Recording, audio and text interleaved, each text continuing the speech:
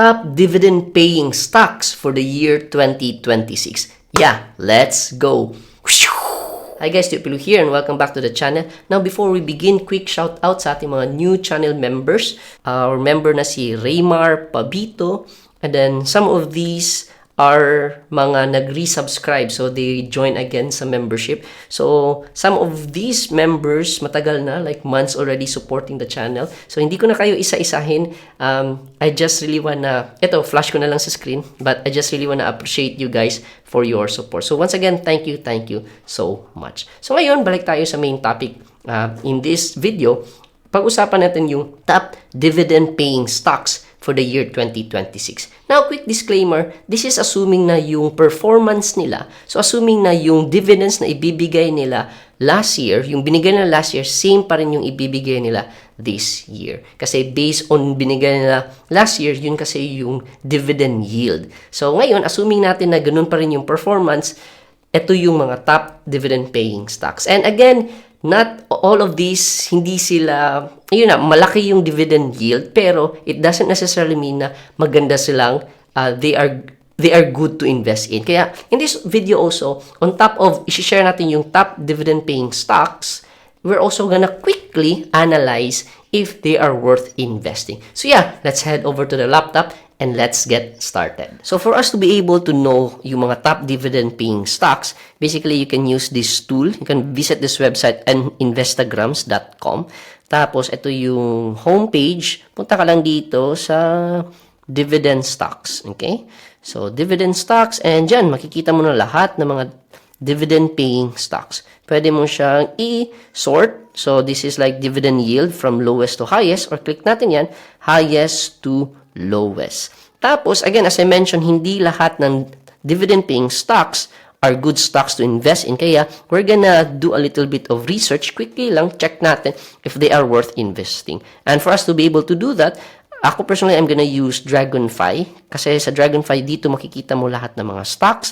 And you can also check yung fundamentals nila, yung graph nila, and so on and so forth. So later, i-check natin each yung top dividend-paying stocks if worth investing ba sila.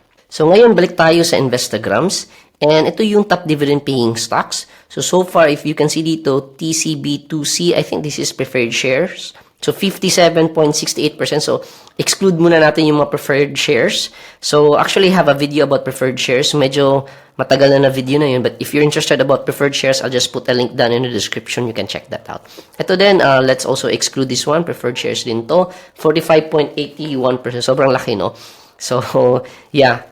And then, dito, count natin ito. So, dito nag-start yung mga dividend-paying stocks. So, LFM, VREIT. So, count natin yung top 10 lang siguro. Para hindi naman masyadong madami. So, 1, 2, 3, 4, 5, 6, 7, 8, 9, 10. So, until tayo sa CEU. Tapos, we're gonna analyze quickly if worth investing ba sila. So, start tayo sa top 1. Okay, top 1. So, LFM, Liberty Flour Mills. Okay, so it has a dividend yield of 15.54%. So this is like sobrang laki na dividend yield. So check natin yung fundamentals ni LFM if worth investing ba siya. And if you ask me personally, LFM, parang ngayon ko pa lang siya narinig. Okay, so depending on you, if you wanna invest into these stocks, then yeah, let's check it out. So let's search LFM. So here in Dragonfly, check natin siya. So Liberty Flour Mills Inc. So this is how as of January 8, this is how the chart looks like. So at least, increasing naman siya. Pero let's backtrack a bit. Okay, so medyo, ayun, kita na natin, di ba? So parang nag-down and then went back up. So nasa uptrend naman siya. But yeah, some dividend stocks, maganda yung dividends, pero possible kasi na malugi ka in terms of capital appreciation. But ito so far, it went up, it went down, and then it went up naman again. So, yan, you decide if it's something that you wanna invest in. Now, let's look at naman yung financials niya. So, ako personally, I look at like graph, technical analysis-wise. Kasi if may, in terms of like capital appreciation, meron ba siya? Okay. And then, yung mindset ko doon is baka malugi tayo in terms of capital appreciation. Yes, kikita nga tayo ng dividends pero baka malugi tayo. So, that's number one I check. Next naman is yung financials. If they can sustain giving giving dividends. So, as long as profitable yung company, syempre makakapagbigay sila ng dividends. Pero if pababa naman yung earnings ng company, then possible na mag-decrease din yung dividends na. And lastly, last ko tinitingnan yung dividend yield niya. So, or yung dividend rate or yield niya. So, basically, if consistent ba sila nagbibigay ng dividends? Baka kasi nagbibigay sila ngayon, pero next year, baka walang dividends. We have to also check that one. So, kanina nakita na natin yung technicals, okay, in terms of like price. Next naman is financial, if they can sustain giving us dividends. So far, ito yung income statement. So, in terms of revenue, nag-up tapos nag-down. So, last 2024, nag-down yung earnings nila. Check natin yung net income. So, at least hindi naman negative. Pero ito, look at this, like negative for the past two years. Okay? Pero, tapos 2024, nag-positive naman. So, if you look at that, medyo merong hindi stability in terms of income nila, di ba? Ito naman, balance sheet nila, assets versus liabilities. Yung goal naman natin is at least mas malaki yung assets compared sa liabilities. In case may kailangan silang bayaran ng utang, can they easily pay off yung mga utang na yun. And ito naman is cash flow yung cash flow statements nila, like cash flow from operations, meaning kumikita ba yung business dun sa operations nila. So, let's say, for example, REITs. Yung operations ng REITs is rental. Okay? So, meaning, kumikita ba sila dun sa rental income, sa operations. Let's say, for example, yung company mo is manufacturing. Kumikita ka ba sa pagbebenta ng products? So, yun yung cash flow through operations. So, if you notice dito, negative sila. Meaning, yung business nila, okay, yung operations nila, hindi kumikita. Negative pa sila dun. Okay? So, if you're gonna ask me, is this a good stocks to invest in? Parang, if you ask me, parang, I won't be investing in these stocks. Dividend history naman, let's check. So, if consistent ba sila nagbibigay? So, 2026, 2025, 2025, okay, 2024, 2023. So far, consistent naman on a yearly basis. Last 2025, parang kumita talaga sila. Okay, kasi like, nagbigay sila ng a lot of dividends. Or, baka this is a trap to entice investors. Like, they give out dividends dito. Uy, malaking dividends to para mag-invest tayo dito. So, again, I don't know. Quick research lang yan. But if ikaw, you wanna dive deep, you can research more about this company. Ngayon, next on our list is VREIT. Okay, so this is like Villar stocks. So if you like Villar stocks, you might wanna invest in this one. Pero may history na kasi si Villar. But anyway, 13.29% yung dividend yield. So sobrang enticing din, diba? So let's check it out. VREIT. Okay, so we're using Dragonfy. Dragonfy so far my favorite broker. So if you're interested about Dragonfy, I also have like honest review. You can check out down in the description, honest review about Dragonfy. So sobrang solid lang talaga in terms of using yung Dragonfy as a broker. Anyway, Vista REIT, Villar stocks. Okay, so if you notice dito, walang galawan tapos diretso baba, pero nag-bounce back naman. So, again, trade at your own risk, invest at your own risk. Okay. Tapos naman, let's look at the financials. So, revenue, hindi pa atas na nag-declare, 2024. But, nag-increase, we don't know, 2024. Let's look at net income. Negative dito, kumita dito, walang data. Ikaw na bahala if you wanna invest. Assets, liabilities, this looks good. Sobrang laki ng assets compared to liabilities. But if you wanna research further, please do. We wanna know kung talaga bang sobrang dami lang assets in terms of liabilities. So baka puro utang lang din sila or what. Cash flow operations, so sobrang ganda, 2023. Pero again, walang data, 2024 eh. So again, invest at your own risk. Let's look at naman dividend history. So, syempre, REITs are consistent. Nagbibigay ng dividends quarterly basis, yung REITs natin. Okay, every quarter, nagbibigay naman consistent. Pero, here's what I wanna check out. If yung bigay is consistent ba? So, let's say, for example, ito, 0.0396. Tapos, nag-increase to 0.04. Nag-increase 0.05. Pero, bumaba, 0.0413. Nag-increase, bumaba, nag-increase. So, medyo hindi consistent. Compared kasi sa mga favorite REITs natin like AREIT or RCR, consistent talaga nag-grow yung mga dividends nila. So, yeah, this is something that you also wanna consider if you want consistent returns in your dividends. So, that's for VREIT. Next naman is PREIT, another Villar stocks. Okay. So, yung dividend yield is 13.18%. 13.18%. So, again, depending on you if you wanna invest in this stock, yeah, invest at your own risk. Villar stock, ayun. Kikita ka nga sa dividends pero look at your capital appreciation, di ba? Walang appreciation. So, if you notice dito, medyo maganda siya at the start. So, nag-increase siya, nag-increase, and then all of a sudden, nag-down. Just imagine, invest ka dito 2. Tapos like, that's 50%. Okay? 50% of your capital. Meron kang 1 million, naging 500,000 na lang yung value ng capital mo. Okay? And then, let's look at the financials. 2024, nag-increase naman. Let's look at the net income. Okay, good. At least kumikita naman. Assets, liabilities. Okay. And then, cash flow from operations, wala pa silang dineclare. CFI, walang CFI, CFF. Alright. And then, let's look at dividend history.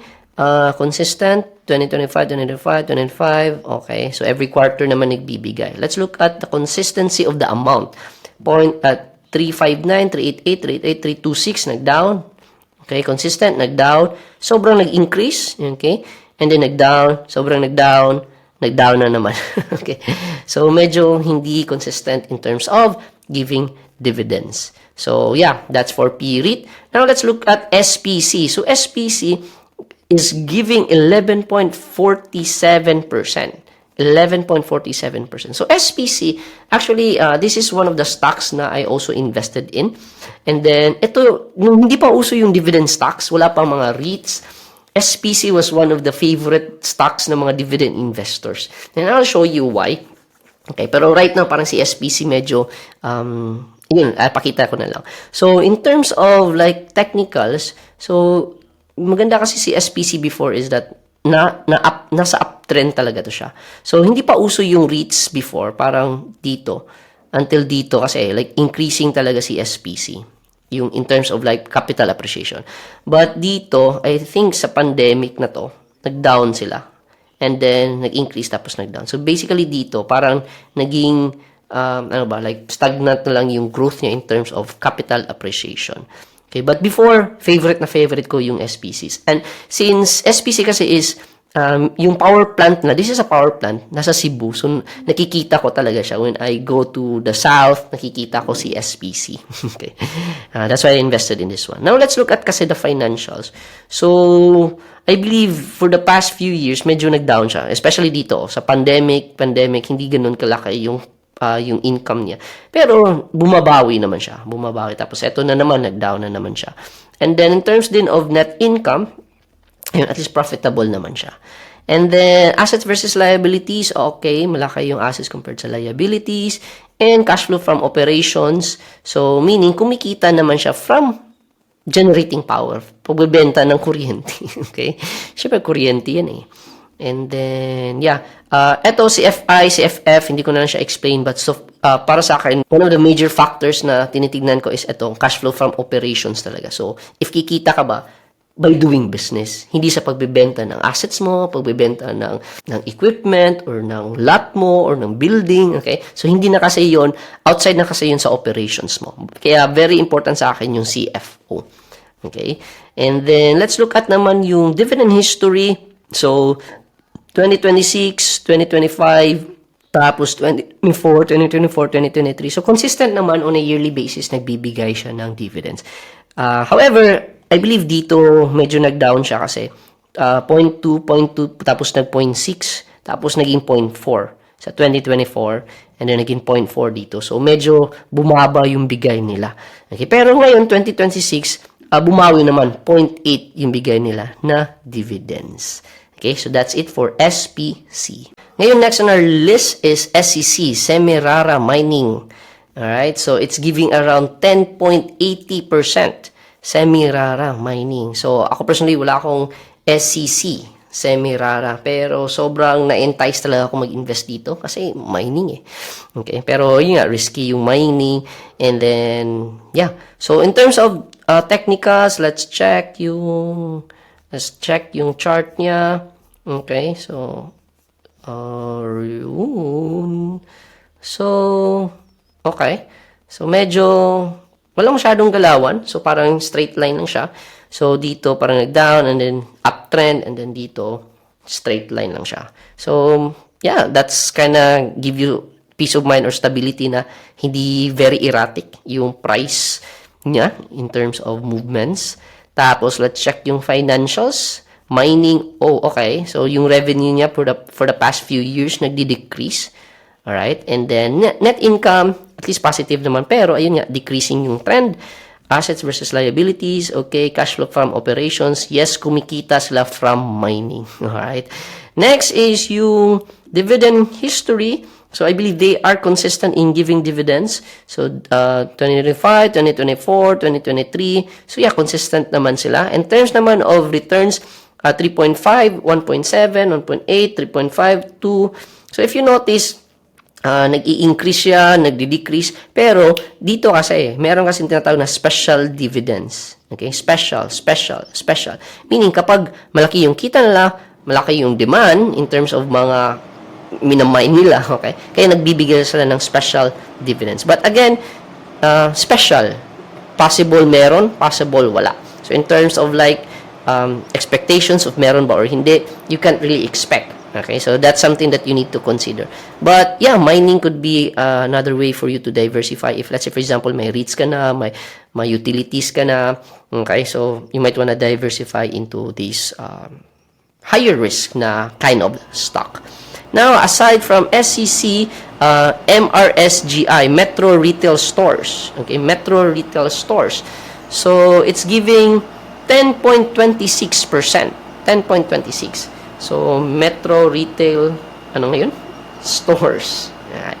So, MRSGI. So, ito Metro Retail Stores, I believe ito yung Metro Gaisano. Dito yan sa Cebu eh. So, sobrang daming mga Metro stores dito. So, para siyang lower level ng SM store. Okay, ganon. So, Metro Store. So, if you look at yung price niya, okay. Ano to?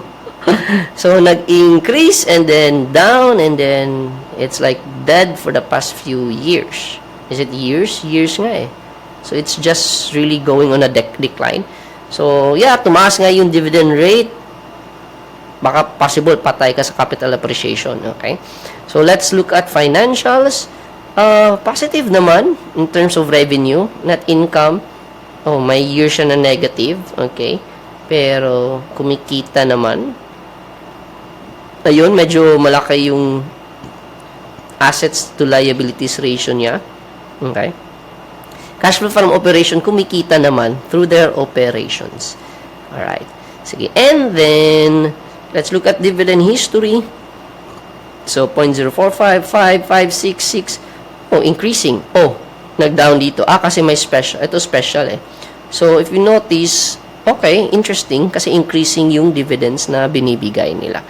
So, yeah, if nasa Cebu ka, baka you might be interested in investing in Metro. I'm not sure if this is available outside Cebu, but yeah, sobrang daming Metro dito sa Cebu. So, MRSGI. Next on our list is DMC Holdings. So, they are the holdings company of like I believe Semirara is part of DMC.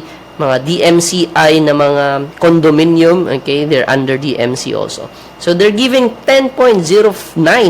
So, pretty solid din. Now, what I love about DMC kasi holding company siya, meaning, maraming companies under niya. So, meaning, if you ask me, medyo diversified siya. It's a company that's already diversified. Alright? And then, full disclosure, I have DMCI. So, this is one of the dividend stocks that I hold. Now, let's look at the chart. So, yun. The chart says it went dito. Okay? And then went down, and then went up, and then currently, nasa parang stable phase. Okay? So, yun. Or sideways. So, may downtrend, uptrend, sideways. Alright? And then financial, so meaning if sideways siya, and if you're interested in investing this one, it's like a good opportunity kasi hindi siya down, hindi siya up, sideways lang siya. And then revenue-wise, okay, for the past few years, medyo nag-decline yung revenue. Net income, declining din yung net income. Assets to liabilities, okay, almost 50%. And yeah, kumikita naman from operations. Let's look at the dividend history. So, 0.72, special, regular, special, regular. So, same siya with SEC, may special dividends. So, again, since SEC is part of DMC, kapag nagbibigay ng special dividend si SEC, possible din magbigay si DMC. Kasi, yung holdings pala, wala silang sariling kita. Yung kita nila is kita from the companies under them. So, yun. So, yan yung dong isa sa mga disadvantage with holdings company kasi if, let's say for example, sa dami mong companies under you, what if merong hindi performing na company? So, mag-down din yung income ng holdings company. So, yeah, DMC, one of my dividend stocks, but based dun sa pinakita ko, this is something that you might wanna also consider. Or, baka you might wanna avoid also. Now, next on our list is DDMPR. So, sobrang laki ng expectations ko dito kasi again, owner ng Jollibee, Mang Inasal, combined to produce this REIT. Pero, yun nga, medyo disappointing. But anyway, dividend yield is 8.98%. So, pretty, like, enticing pa din, di ba? Like, sobrang ganda pa rin na dividend yield. Now, let's check at DDMPR. DDMPR, check natin yan. So, in terms of, okay, in terms of, ayun, okay, it just went down the drain. So, you invested a lot of money, capital appreciation, patay ka. Kikita na ang dividends, pero patay naman sa capital appreciation. Financials, yun, going down, nag-increase, down, net income, sobrang baba ng net income. Okay, so that they're negative 68% compared to the previous year, 2024. Let's look at naman yung assets. So, madaming assets, okay, konti lang yung liabilities. You might wanna dig deeper, okay? And then, cash flow from operations, walang data. Alright? Now, let's look at the dividend history. So, consistent yan kasi REITs every quarter nagbibigay ng dividends. Pero, look at the trend. 255, 257, bumaba. 231, 235, 236, 236, 236, 231, bumaba. Nag-increase, nag-increase. So, medyo up and down yung dividend returns ni DDMPR. Now, next is GMA7. So, 8.77%. GMA7. GMA7. Let's check. So, yeah, kumikita ka, bumibigay sila ng 8.77% dividend yield. So, lumipad. Okay? So, past few years, boom. When you zoom out, makikita mo yung how it looks like. Okay? So, went down, down, down. Kahit wala na yung competition nila, ABS-CBN, pero down pa rin. Financials, alright, so medyo bumababa naman, okay, bumababa, okay, pero hindi ganun, hindi ka ganun ka steep, but yeah, dito sa net income, pababa ng pababa, parang spaghetti, okay, and then cash flow from operations, konti lang yung kinikita nila from operations, so most likely, baka yung mga tao nanonood na sa YouTube, wala na sa TV, okay, so hindi na sila kumikita sa mga advertisements. Anyway, dividend history. Alright, so regular lahat. 4, 7, 5, bumaba, nag-increase, bumaba. Okay? So, medyo hindi consistent, nagbibigay ng dividends. GMA7. Now, CEU, this is the last. But if you look at this, marami pa mga stocks dito na nagbibigay ng good return. So, if you ask me, dividend stocks around 6% and above, pretty, like, enticing siya para sa akin. So, madami pa mga dividend stocks that you can really take advantage of. But at least, pinakita ko sa iyo how I check. Okay? Quickly lang yun. But if you wanna dive deep talaga, you can really basahin mo yung statements and income statements nila and lahat ng mga disclosures nila. So, CEU. Ako personally, I don't know what CEU is. Centro Escolar University. This is a school. Okay. Interesting trend. Uptrend siya. Okay. So, okay. Interesting trend. And then, financials. Oh, increasing. Net income, increasing din. Okay. And then, cash flow from operations dito, pandemic siguro. So, walang school. Walang school. So, nag-increase naman. Dividend history. Interesting. Okay? So, meron tayong na-discover ngayon ha. CEU. Alright? So, it's increasing. 0.02, 0.02, 4, 6, 1.2, 1.4. Let's look at the consistency. 2025, 24, 23, 22, 21. Oh, they missed 2020, but yung pandemic yun eh, na-affected yung mga schools. But interesting stocks. So yun, that's it for now. So this is like top 10. But if you ask me, meron pa marami dito like LTG, one of my dividend-paying stocks din. Philinvest, no. Shangri-La, okay. So TEL, okay. PLDT. Metrobank is there. So marami pa mga dividend stocks. It's up to you to decide, do quick research if it's worth investing ba. So yeah, yan yung top dividend-paying stocks for the year 2026. Now, out of those stocks, alin ba yung are you gonna be investing in or you're currently investing in? So let me know in the comment section down below. Now, if this is the first time you're hearing about dividend investing and you also want to get started, then I have the perfect video for that. You can check out this next video kung saan I share dito step by step how to get started in dividend investing. So yeah, go ahead and check out this next video and I'll see you there.